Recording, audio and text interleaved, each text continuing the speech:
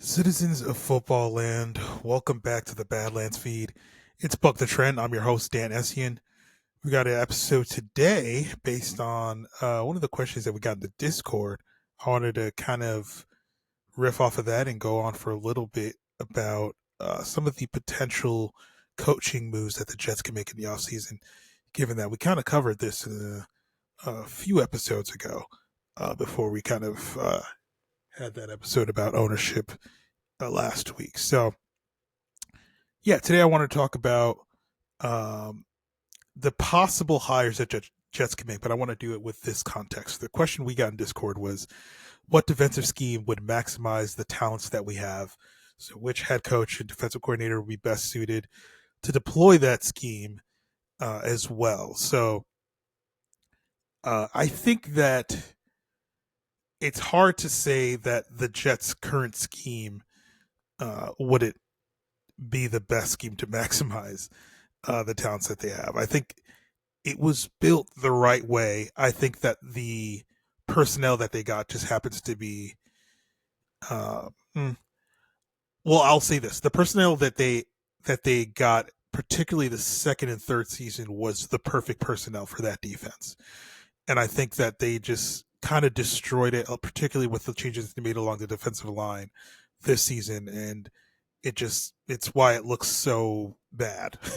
And the run defense has been terrible because all the CJ Mosley stuff, and then that compiled with all the poor decisions made along the defensive line, it's just been terrible run defense. And then it really masks a lot of what has gone well defensively for them. So and on top of that, again, the third down stops aren't happening in general. Like the turnovers haven't really happened at all during Robert Saleh's tenure, so it's tricky. I think the current scheme is good. It just doesn't force a lot of turnovers, and part of that is also personnel and a lot of the players that you brought in. But yeah, it's just not. It's not doing what you need it to do in today's modern NFL, despite the fact that it was one of the top defenses in previous seasons.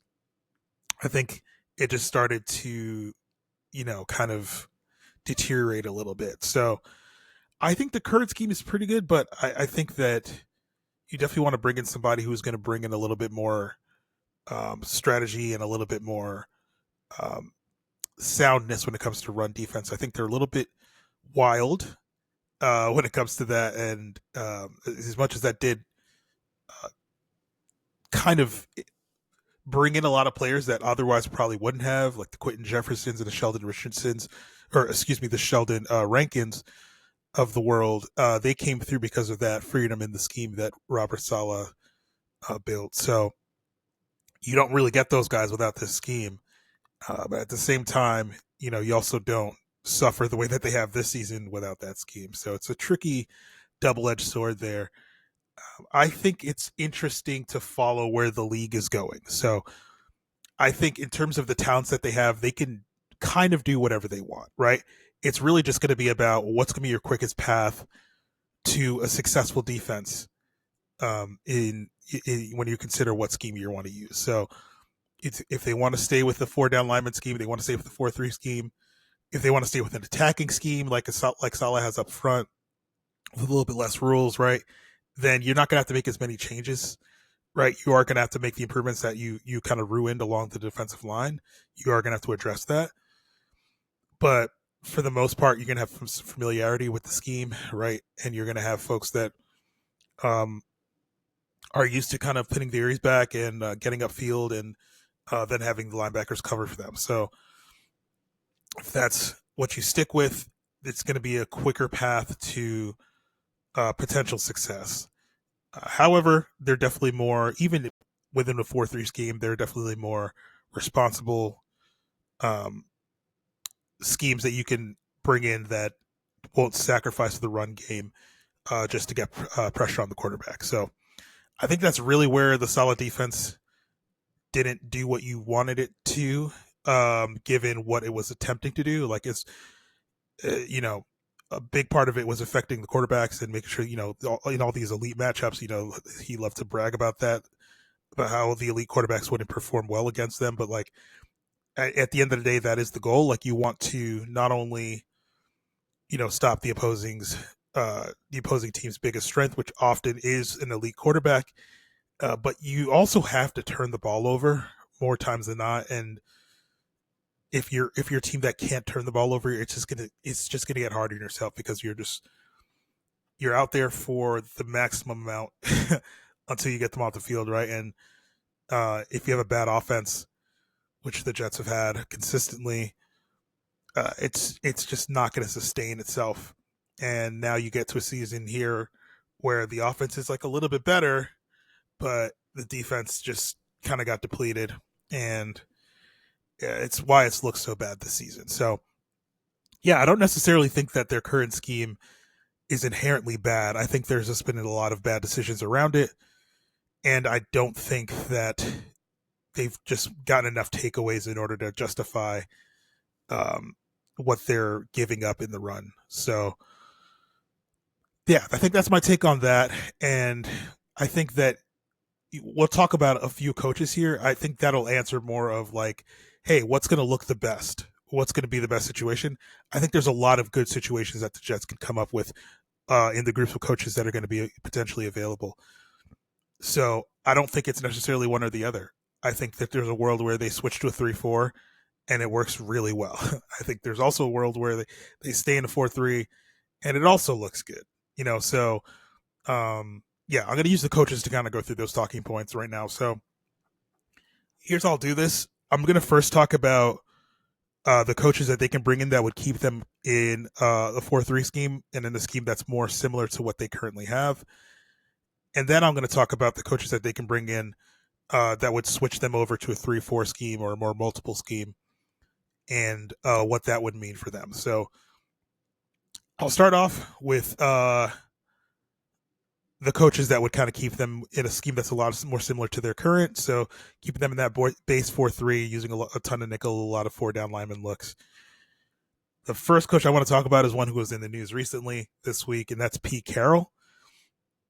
So I think that he would be a pretty good fit. I think that obviously what you're looking at is someone who he's kind of the top of the coaching tree when it comes to guys like Robert Saleh, right? He greatly influenced what Saleh tried to build defensively. So you're looking at somebody like Pete Carroll. He's got an outstanding track record with secondary players. He's built a lot of really good secondaries. He knows how to develop them. He knows how to get in their heads and get them thinking the right things and get them focused on the games. That's just the type of coach that he is, right?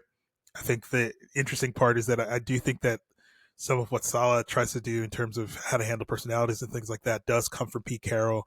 But I think that Pete Carroll it's a lot more real and authentic and effective when it comes to that.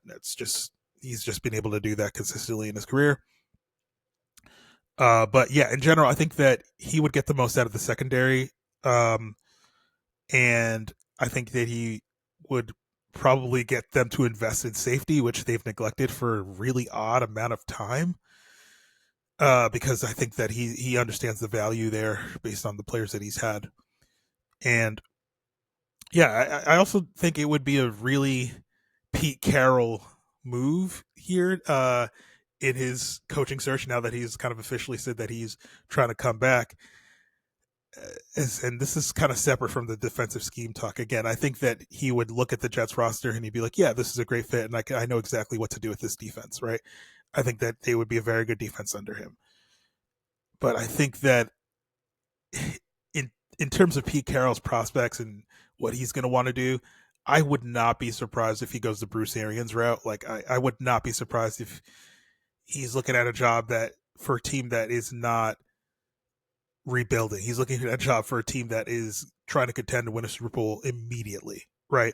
And with the direction the Jets are going, and likely not, going to be with Aaron Rodgers next season,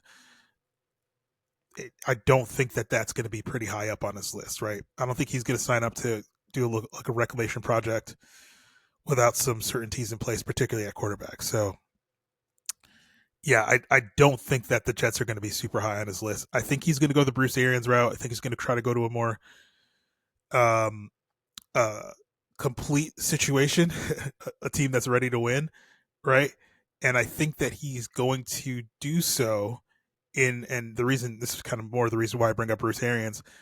I think that he's going to go somewhere and possibly take Robert Saleh with him. And I don't say that with any type of insider knowledge or anything like that. I just based on the type of person that he is, I would not be surprised if that happened. If he went somewhere that's a little bit more ready to win, he takes Salah, he brings him in as defensive coordinator, and he basically tells him like, yeah, so when I retire, like he's going to be the head coach. Similar to it's exactly what Bruce Arians did with Todd Bowles is, hey, come on back home, and then like when I'm retired, you're taking over, and Todd Bowles is still there, right? Despite everyone's qualms with him, like he's kept that job for a lot longer than folks thought after Bruce Arians left because of the the platform and the stability that Bruce Arians left him with. So yeah, I don't know how close Pete Carroll and Robert Saleh were. I do know that Bruce Arians and Todd Bowles are really close. So yeah, who knows? He might try to do the same situation that they had in Tampa Bay with Saleh. So um, yeah, I would not be surprised if that happened. But anyway, yeah, I do. I think Pete Carroll would love the Jets defense. I think he'd love what they have there, and I think he would coach them to be a really good team, or a really good defense at least. So I think the other coach you want to consider there is Aaron Glenn.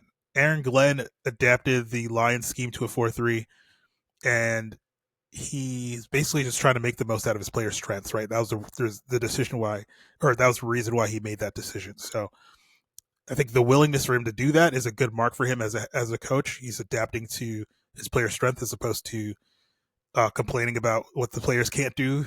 You know, and sticking to his scheme and not being rigid and stubborn.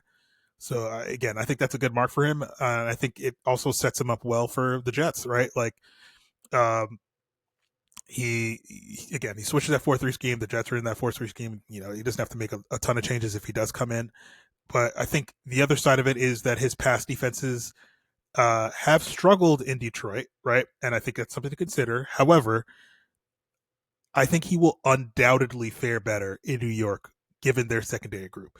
If you compare the Lions secondary group to what the Jets have, obviously there's not in general there's not a lot of secondaries that are as good as the Jets talent wise. It's just they have so much talent in that secondary, um, and it's what makes this such a disappointing season. But I think that with what they've lacked in Detroit, the past defense struggles they make some sense, right? But I think that what he has on the other side, it's basically a balance, right? What the Jets are used to right now is terrible run defense and a better pass defense than people think, just because they, you're mostly seeing them kind of snowballing and giving up third and long plays and all this stuff. Their pass defense in general, statistically, yeah, it's actually pretty good. But you're just not seeing it when it matters in the key moments. I think that that's what Aaron Glenn can bring there is basically the opposite. Um, he's built stifling run defenses particularly the last two seasons in Detroit. The top five in run defense.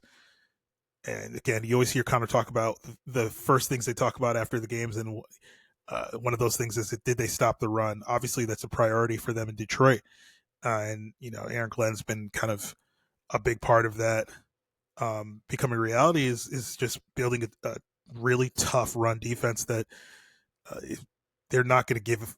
They're just not going to give up those type of plays to anybody, and so that's exactly what the Jets lack. And if he could bring that, and given his secondary experience personally as a player, and then also as a secondary coach, his time in New Orleans and all that stuff, I do think that he would fare way better in terms of pass defense with the Jets. Um, you know, I think that he has a lot of the skill that he needs, particularly at corner, in order to do a lot of what he wants to do, particularly with like man coverage and things like that. So I know that some of those things are where Jets fans have seen some struggles and they're a little bit concerning, but I do think that some of that aggressiveness is less reckless and a little bit more disciplined than the Jets have had. So I do think that Aaron Glenn's kind of more attacking 4-3 scheme is what would serve the Jets players well, particularly with his emphasis on stopping the run, um, and what they've built there in Detroit. So, yeah, those are the two guys I think as head coaches I would consider if they do want to keep a more familiar scheme in 4-3. In terms of defensive coordinators, given that, if you're gonna maybe bring in somebody like Pete Carroll or maybe bring in somebody like Aaron Glenn, I think you have to consider first Tony Oden if you're looking at defensive coordinator. I think it's one of those internal situations where you just interview someone who's had a lasting impact on the team and you say like, "Hey, do you want to stick around?" Like, I think that a lot has gone wrong this season, and there's a lot to be concerned about in terms of what's actually holding things up, particularly with how bad things got in the aftermath of the Salah firing. Like, as much as folks immediately after that were like, "Oh, you shouldn't have fired him," blah. Obviously, they probably it probably wouldn't be that much different, but it is a little bit concerning with how much things fell apart after that departure. You do start to get really worried about the assistants in that type of situation. But I think that Tony Oden's pretty solid. I think you can see the seasons that DJ Reed's had. Sauce Gardner's had his troubles, but you can kind of see, particularly with, again, the development of Michael Carter as well, like he's doing his job. And a lot of Sauce's struggles, were a little bit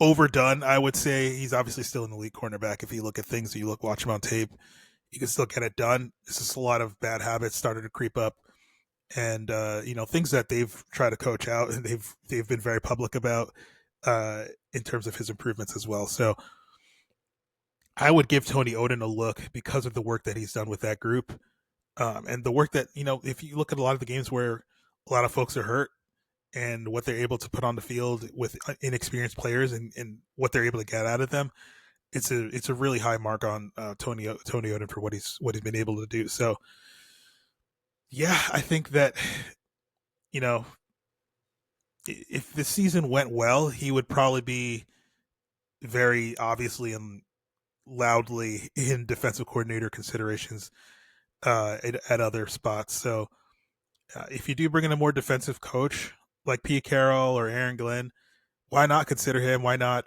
um, give him that promotion and let him continue to work with the guys that he's done such a great job with? Uh, and again, particularly guys like Carroll and Glenn, like if there's anything that Odin's lacking in what he's able to deliver to those secondary players, they got him. Like they'll be able to complete the loop because those guys are, they're very prominent football minds when it comes to secondary. And so yeah, Tony Owen's the first one I was consider there for defensive coordinator, and I also consider Carl Scott, defensive back coach from Seattle. He coached under Pete Carroll from 2022 to 2023.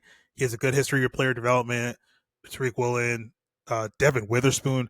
I mean, like, it didn't take a lot of coaching with Devin Witherspoon, to be perfectly honest with you, but like knowing how to use him as that Swiss Army knife, not being afraid to use him that way, and coaching him up to the best of his ability. Yeah, that's a really good look on Carl Scott, man. And yeah, that history of Pete Carroll. If you are going to bring in somebody, bring in Pete Carroll somehow, obviously that'd be a really good look there. Robert Sala's not going to come back, so you're not going to have that situation. And again, who even knows? Maybe Robert Sala gets some head coaching looks as well. But I think if you do bring in somebody like Pete Carroll, and even if you bring in somebody like Aaron Glenn as well, I do think that Carl Scott's a good consideration there for defensive coordinator. And yeah, those are kind of the main ones I could really put together when it comes to trying to stay in that 4-3 scheme and something a little bit more familiar for the team and trying to get a quicker path to being elite once again as a defense. But when it comes to changing the scheme, there's a lot more here. And honestly, after doing this exercise, I basically ended up kind of conceding that the Jets are probably going to change scheme this offseason. I think that, again, Aaron Glenn is still like a high possibility. There's a good chance that could happen. I just, for some reason, don't feel super positive about the possibility of Pete Carroll. I think it'd be pretty cool. And I think he's the lovable old guy, man. It's in terms of the locker room, he's always going to do a great job there. But I do think that it does seem like it's going to be a different candidate, and it started to look like the Jets are going to switch schemes. So uh, those 3-4 defenses might be coming back. I will say the last time the Jets switched to a 3-4, some good things happened. So keep that in mind. So what does that mean? If the Jets switch to 3-4 with the current personnel that they have, before even considering the coaching candidates, what does that mean, right? It means that you're probably going to move around a lot. Like you're going to move players to different positions. Will McDonald and Jermaine Johnson are going to be your outside linebackers. Jermaine Johnson's already listed as a linebacker, so it's the Jets did some things there in terms of contracts and all blah blah blah blah blah. But yeah, I think Will McDonald and Jermaine Johnson are going to be your outside linebackers. Quinton Williams is probably going to play some 3-4 defensive end. I think he's athletic enough to do that. I don't always like players that are built like him. I'm not the biggest fan of the 3-4 scheme for those type of players. Just because like Quinton could do anything he wants to do. He's one of the best players in the NFL. It doesn't always maximize their ability when they have to play 5 tech or 4-eye. It's a little I don't always like it. I'd love to just leave Quinton Williams in 3 tech and sometimes 1 and just let him, go crazy.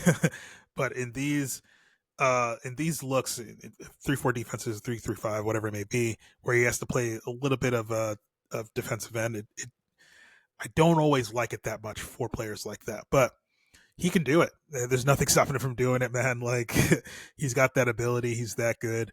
Cam Hayward made a whole career out of it. So yeah, why not? Like he can do it. It does mean that the Jets need to go find an actual nose tackle. There are some available. There's some very interesting ones available that are pretty athletic in the draft. Kenneth Grant.